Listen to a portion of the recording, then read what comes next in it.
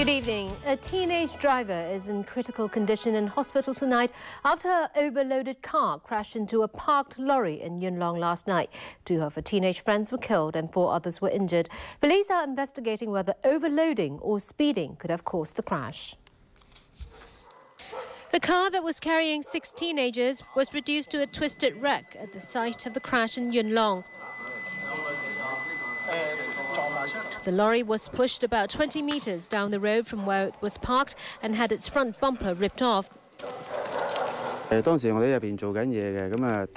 man, who was working at a nearby garage, heard the loud bang, and when he came out, he saw the teenage girl screaming for help. He then called the police. The accident occurred at around 7:30 p.m. last night.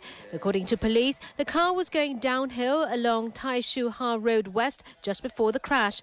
On the approach to Nam Hang village, the driver swerved to avoid a parked lorry. When she tried to get back into her lane, she lost control of the vehicle and hit a second parked lorry. The 19-year-old behind the wheel had 5 female passengers, aged between 14 and 17, one more than the car was meant to be carrying.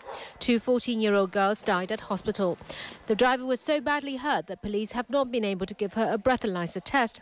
Police said some of the tyres were leaking and at least one had burst, and their investigation will focus on whether the accident could have been caused by overloading or speeding.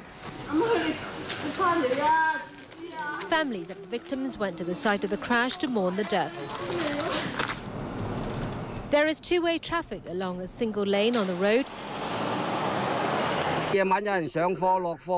Local people say lorries are often parked on the roadside, especially at night.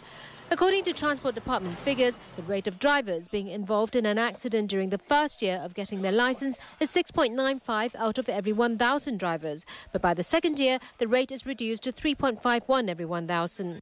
Kong